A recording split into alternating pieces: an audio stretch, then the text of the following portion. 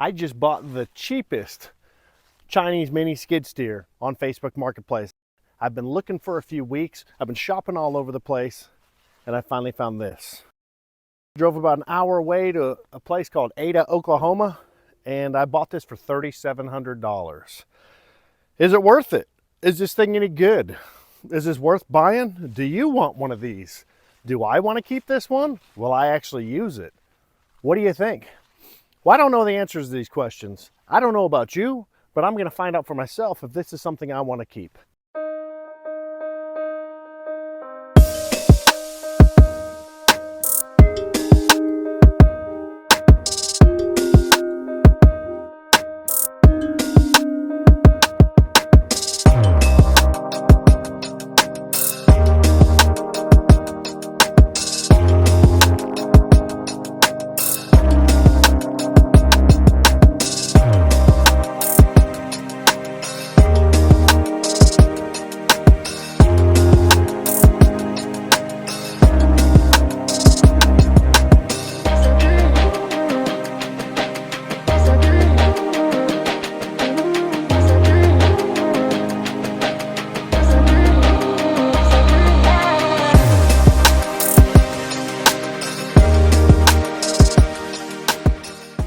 So far, it looks pretty solidly built.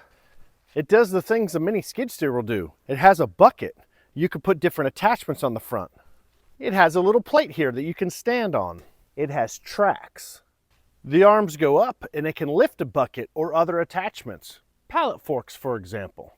So in this video, I'm going to go through and show a deep dive into this machine, my first thoughts, my opinions of it right when I got it, and see if this is something that's even worth getting. First off, some things I like about it. The drive motor's up high, just like my other one. I like the machines with the drive motor up high. Now I hear that this creates issues with some of the machines and the tracks coming off. Remains to be seen. We'll see about that. So it has these exposed lines here for the hydraulic cylinders. I don't know what I think about that. My other one has these up top, but these here, I don't know, they seem like they could be hooked pretty easily. It also has this metal part sticking out, like this sticks out from the machine. So I think that that would be the first thing to hit if you're running through some sort of logs, trees, something like that. And you can see how these lines stick out. So the process to start this thing, this turns your power on. Now you've got horn, lights, all that stuff. So you're ready to start. This is your key. Now it's started. Now when it's cold, it doesn't fire up so easily. You're gonna have to come over here and you just press this over. So this, I guess this is your choke. So you push that over and that starts it. This is your throttle control. Lower.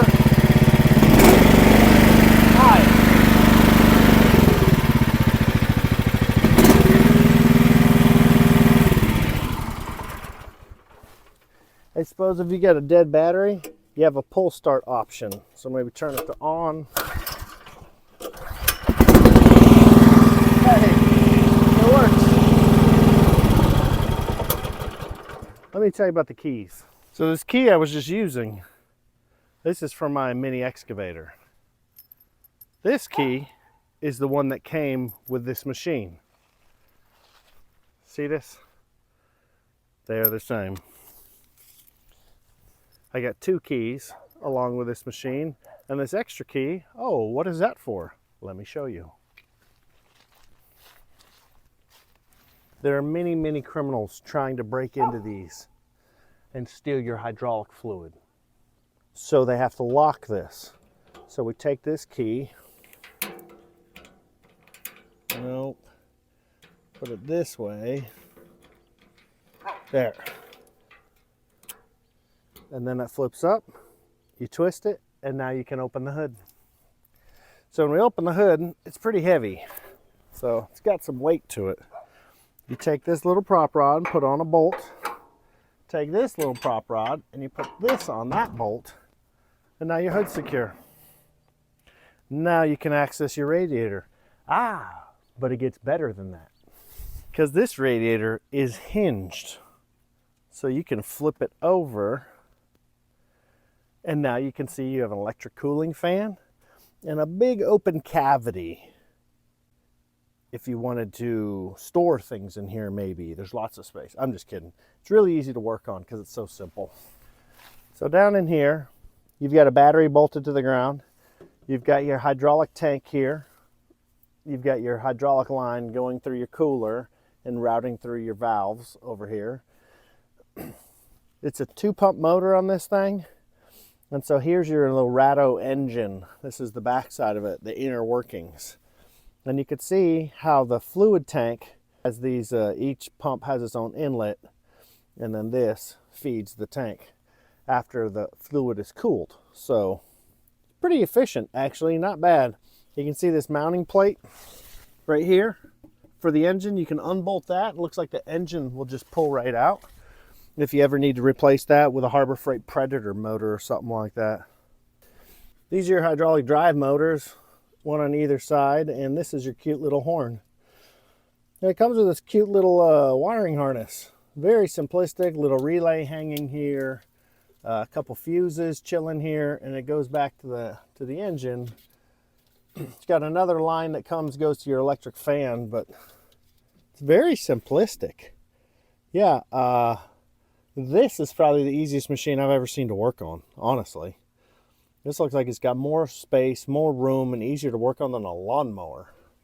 Let's get into some details here. So we know it's a Ratto engine, which is swappable with a Harbor Freight Predator. See the motor here? Here you go. Here's the details on what that motor is.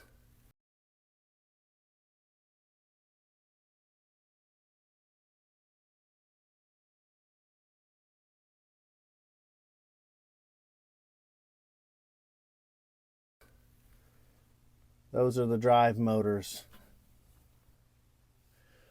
Here's your hydraulic tank. There's your hydraulic fluid level. And your sensors. I believe that's a temp sensor right there. So there's the deep down inner workings of this machine, and that is a 12 volt 80 watt fan, in case you're wondering.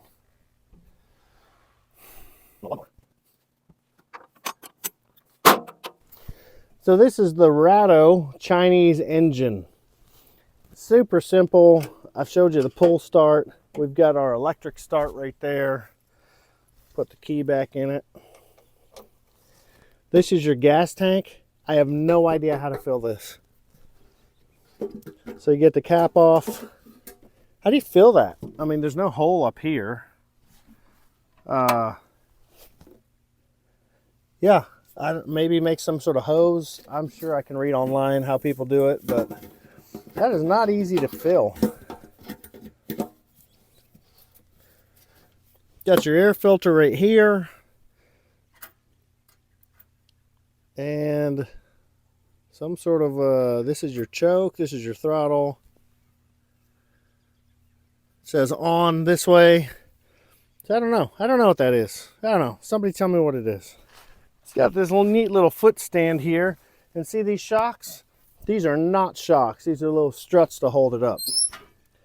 So now it won't let it fall back down. So you can put it up if you want to transport it, or you want to tuck it in your garage or shop or something. Then it comes down, it hits these rubber bumpers. And that's where you get your shock absorption from. I'd really like to talk about the stickers on this. Yeah, so many stickers. They're so exciting. QC Pass. Quantity control? Or is that quality control? And what are the standards of quality control? Because the quality control is not about stickers. Certainly not. The N is 7 inches from that side, and the E is 9.5 inches from this side. Can you tell this is the middle?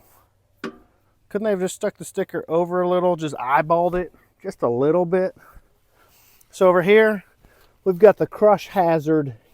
Keep out of this area when the lift arm is raised, unless dot life arm is supported. Huh. So keep out of this area when the lift arm is raised unless life arm is supported.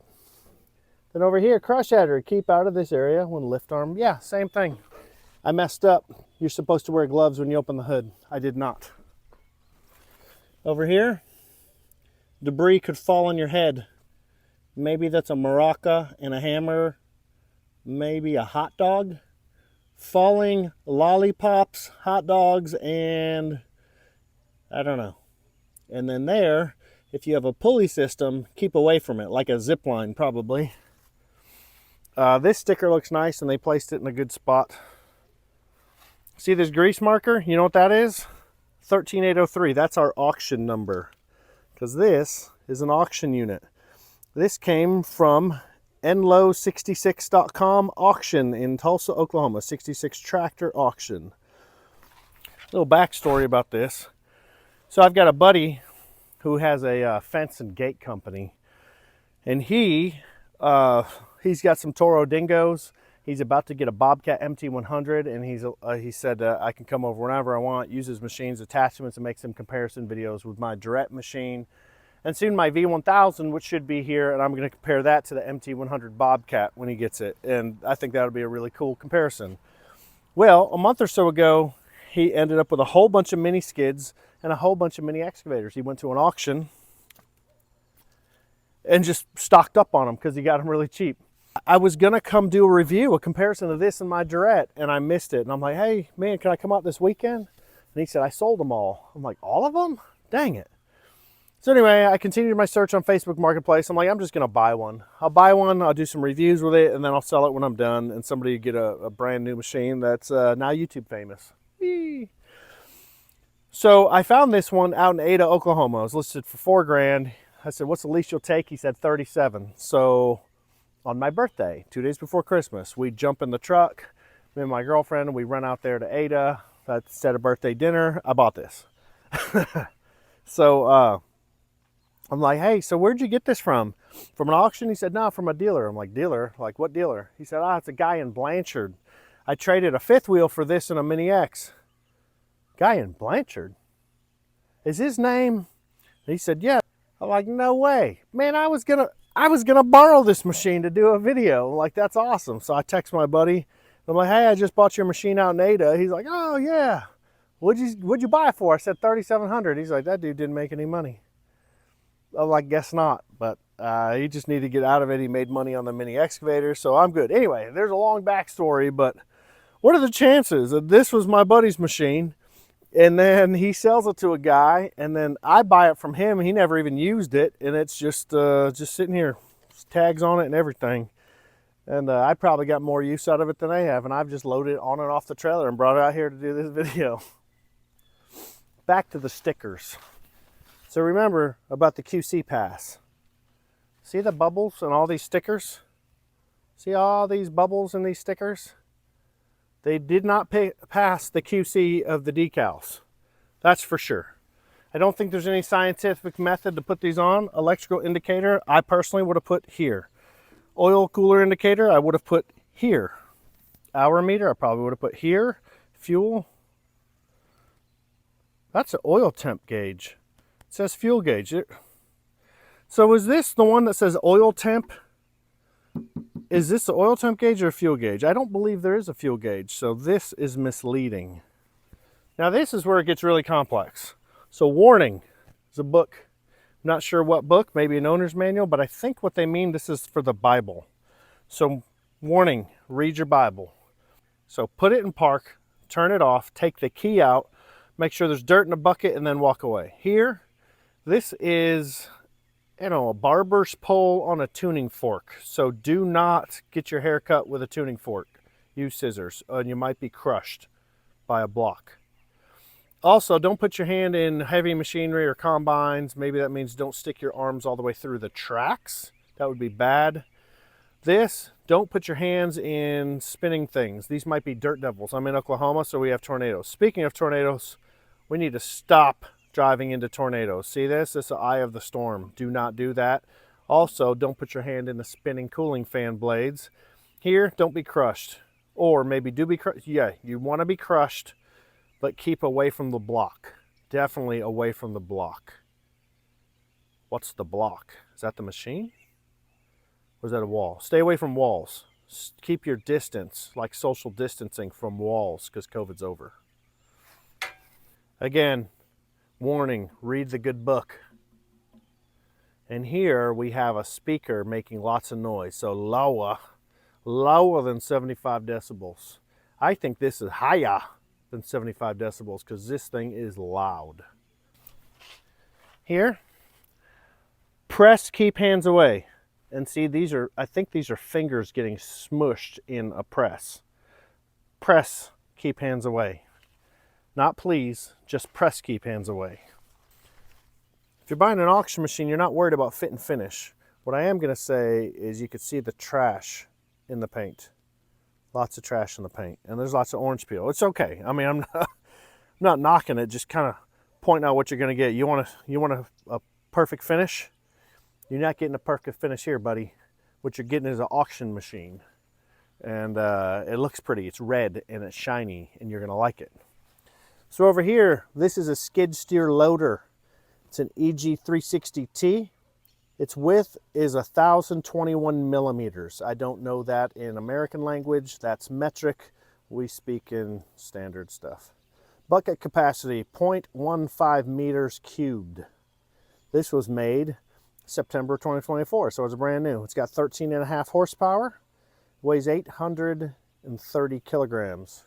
Hey Siri, how many pounds is 830 kilograms? So this says it weighs 1,829.84 pounds according to this sticker decal badge emblem. 20 liters in the fuel tank.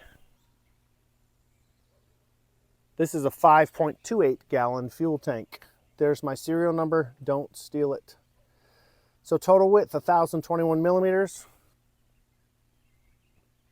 So this is a 40-inch wide machine. Let's test that. Here, we're 23 3/4 inches wide. The step, 25 inches wide. The step is 13.5 feet out. The whole step itself is 12.5.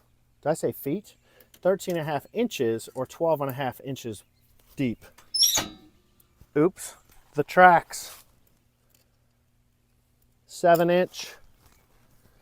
Plus this 7-inch, the track sticks 1.5 inches away from the machine, so we're really 8.5 inches out. Hey Siri, so according to my math, about 8.5 with another 8.5 there and 24 here, we're looking at about 41 inches wide from side to side, all in. This machine up to the top of the handle, 53 inches tall. So pretty small footprint. Now this machine, real length, the actual frame of the machine, we're talking 45.5 all the way to the end. You're talking 58 inches. But that's not all. If you're going out to the front of the bucket, you're going to do 58 plus another 31. About 7 feet long. So you're looking about 7 feet long all in, including the bucket. But you could take the bucket off and have a smaller footprint in your shop if you need to. Let me jump off into the nitty-gritty. This is my caliper. It's zeroed out, right? This thing actually works. Let's not do millimeters for fun. Let's do inches.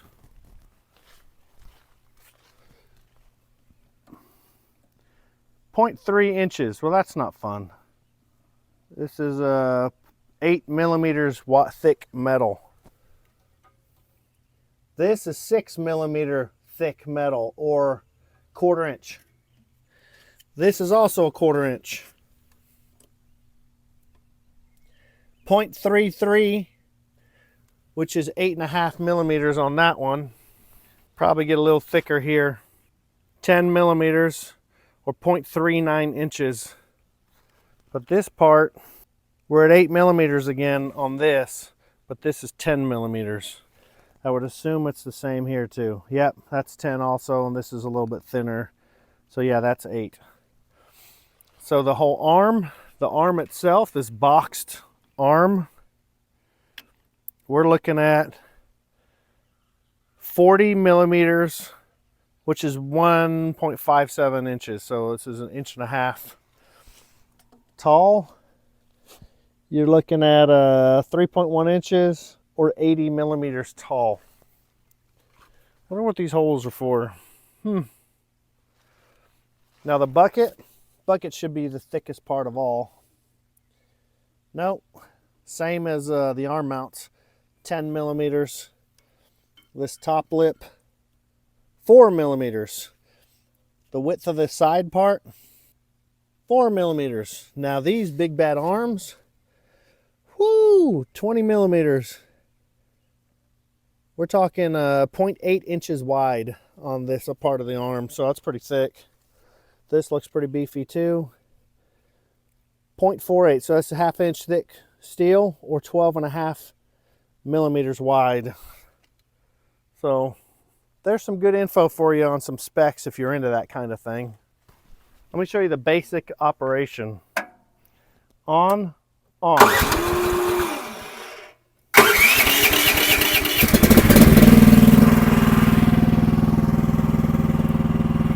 Okay, your left stick, push to the left, and your bucket goes down. The arms go down. Push to the right, the arms go up. Really slow, but they go up. The right stick, push to the right, your bucket goes down. Push to the left, your bucket goes up. I did notice that you can't make it go slow. So I'm going to take one finger and I'm going to push down very slowly. And at the bottom it thunks. One finger and I'm going to slowly push up. It just kind of jerks. So if you're not being careful, you'll just come down, go up. See that jerkiness? It's a little crazy. Yeah, not a big fan. With the cylinder mounted here, it pulls the bucket like vertical, which is neat if you want to dump stuff on yourself. That's cool. It also can go almost all the way down from vertical.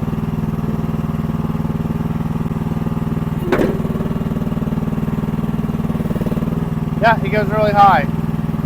That is kind of neat. I could see some uses for that possibly, but it lifts slow.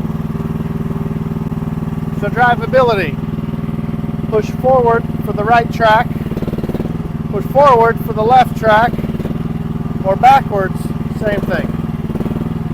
Same time, you move. Forward, you move.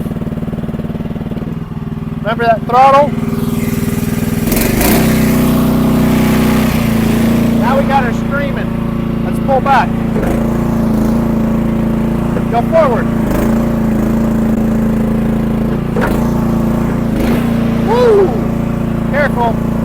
That's RPM's up. That's as fast as the bucket arms will really lift. That becomes more jerky.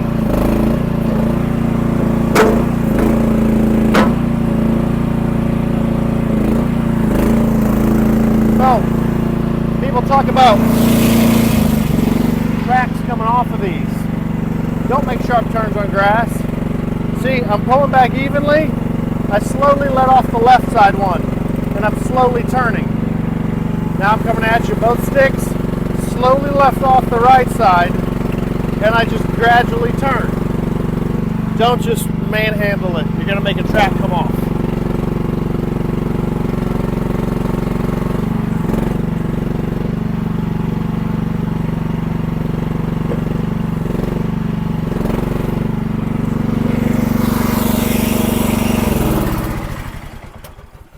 That leads me to talk about my tracks. So on this track, you have a big sprocket on the front that they drive over. That the track rolls over. And at the bottom, you've got 1, 2, 3 small rollers. Only 3. So you've got a big gap here, big gap there, and a big gap there. I've read online that there's a lot of failures in the bearings on these things, especially that rear one. There's just a lot of pressure on that one. So you want to be mindful of that. It's got an open sprocket here on the drive motor. Looks easy to work on. Everything looks pretty simple and straightforward. If you take this cover off, it looks like, I'm guessing, 210 millimeters. Take that off, get in there, and you can adjust the track tension. So when you crank on that, that should move this sprocket forward to apply more tension on these tracks.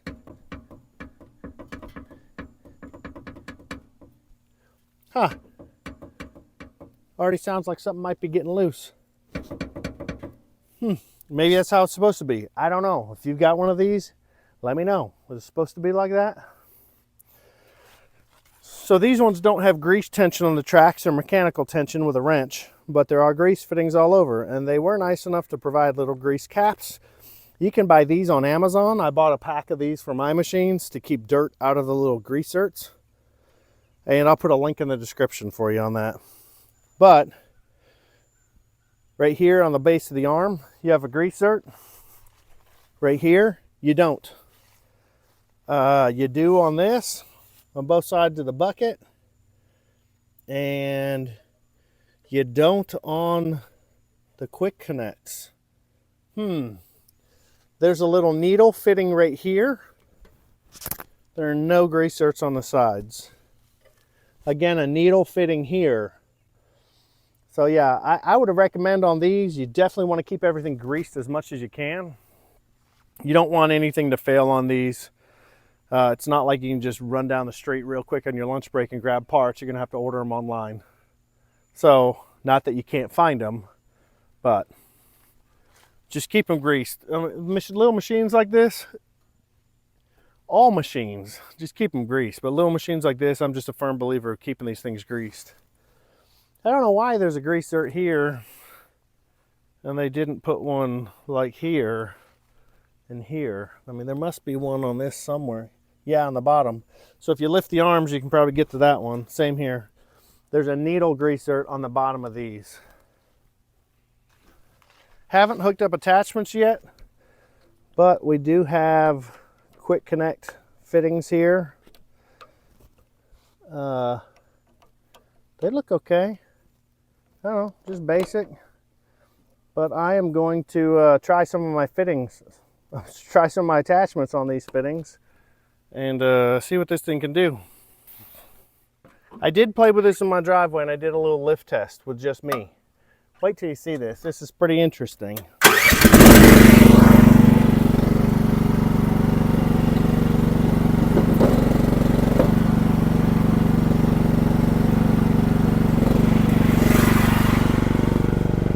So here, we've just got the bucket just chilling. Nobody on the back, so there's no counterweight. Now I weigh 235 pounds. Seriously. Interesting, huh? It gets better.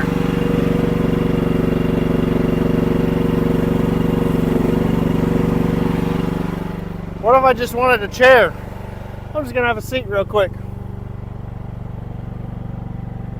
Huh, really? Really? So the higher you put the bucket, the more tippy it is.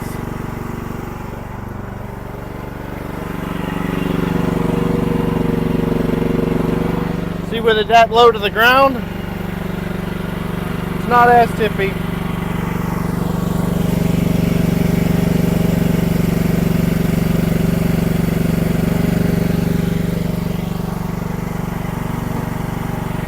Really?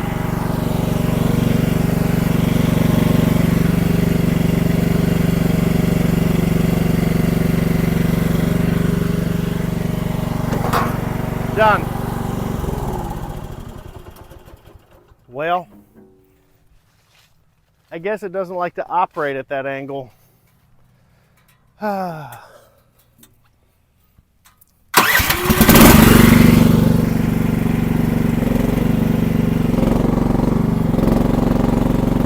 was on a bit of a hill. Maybe I was cheating. I didn't turn around the other way.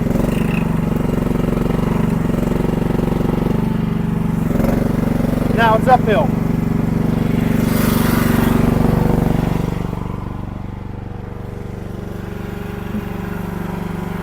It's better. It's better. So downhill, really tippy.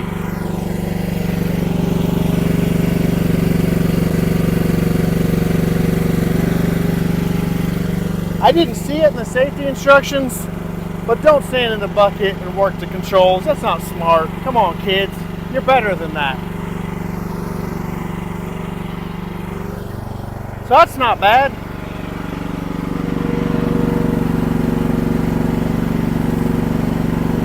Let's make a chair. How's the chair going to work uphill?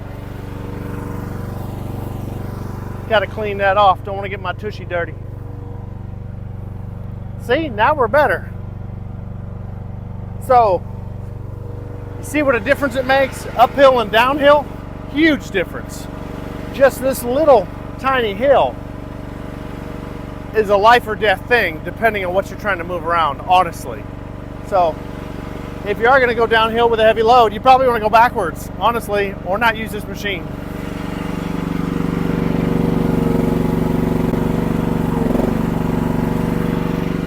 I don't even know if I can get up in there.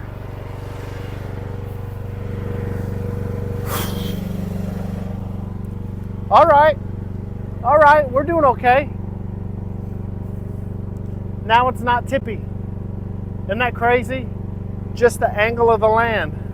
Now, it still is wobbly, that's for sure. So I'm not gonna say you wanna go pick up huge things. I'm 235 and there's no counterweight. So if I were on the back, in theory, 200 persons on the back, you got a 200-pound person here, it should balance out, right? So if it's tippy with 200 pounds on the front, you got a 200-pound person there, then you could pick 400 pounds up. You know what I mean? So just not saying this machine can't easily do 200. It could do quite a bit more, especially when my 235-pound big butt is on the back.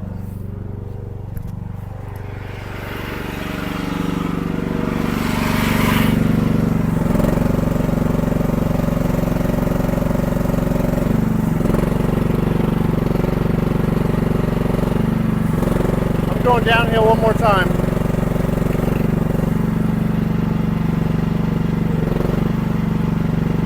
We're going to lower it.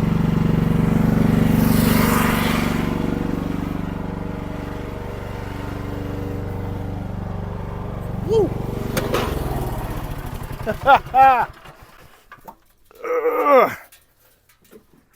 Like I said, be careful on hills. But that's an interesting one for you, isn't it? I almost forgot to mention, check out these tie-down hooks in the front. Tie-down hooks right here in the back.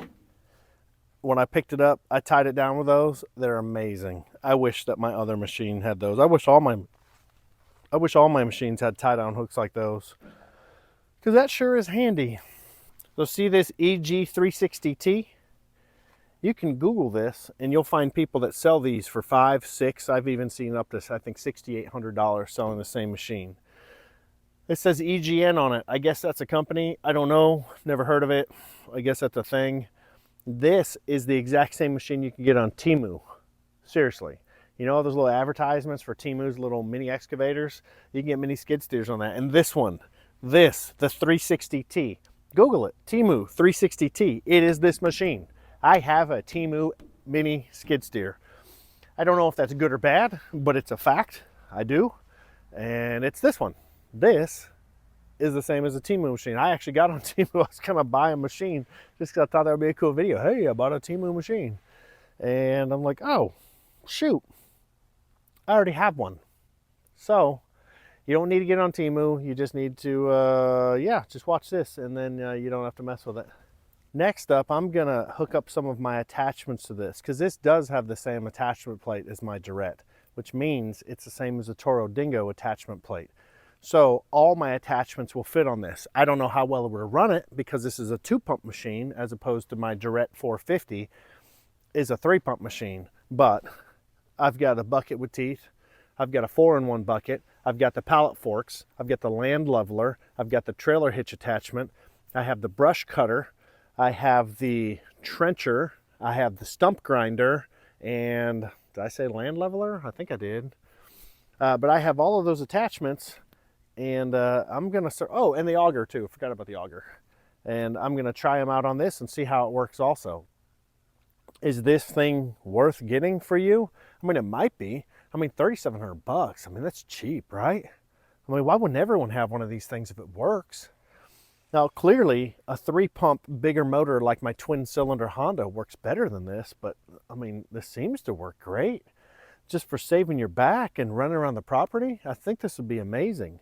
So I can't wait to do a comparison test between this and my 3-pump Honda V-twin or twin-cylinder Durette 450. I'm working to grow this channel. I want to make this into something that I can spend a lot more time on because I work 50, 60 hours a week.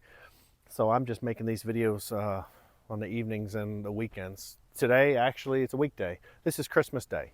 And this is what I'm doing with my day. This morning I edited a video and I uploaded it on my my Kimron Yanmar powered mini excavator. And so now I'm filming this one today on my new little toy. So coming up soon, I'm gonna do a comparison test between my EG 360T Ratto 14.5 horsepower 2-pump machine, auction machine, and my special order from China Durette DRT 450 with a Honda 25 horse engine and a 3-pump setup with auto level bucket and all kinds of cool stuff. So $3,700, $8,500. Honestly, this might be great for some of you, but for others, this is the bare minimum that you could use. And this is what I would call a homeowner's machine. This is super duper homeowners, but either one can be used in a small business if you're just gonna be running stuff around. I mean, either one will work great, better than a shovel and a wheelbarrow. So coming up, I'm gonna do that. So look forward to that. Again, thank you so much for coming out. I appreciate every single one of you like I do every time. Feel free to comment below if there's something that I've missed that you'd like to see, if there's some other content you want to see. I've been thinking about buying a little mini dumper buggy just to do a review on them. I hear they're slowest thing made, but it would be really handy to have, I think. And then might try to find an auction mini excavator, and I might start a collection of these little things. So with these two, and then my V1000 Kubota powered one, I think that would be like the trifecta of cool little homeowner type machines. Different price points, 3,700 bucks, 8,500 bucks, 14,000, plus attachments, but all the attachments are the same for all of them. So anyway, stay tuned. Thanks for coming out. Like and subscribe, and hit that notification bell. And then you'll be notified when I upload new content, which hopefully this is the sort of thing you like. If it's not, man, that's cool too. There's a ton of YouTube channels out there. Or there's also the Barbie Dreamhouse channel on Disney. So that'll be fun for you too. Anyway, enjoy your time in the trees and thanks for coming out. I appreciate you all. I hear a lot of hate online. No, I'll wait. Let's do a deep dive on my first. I got Max.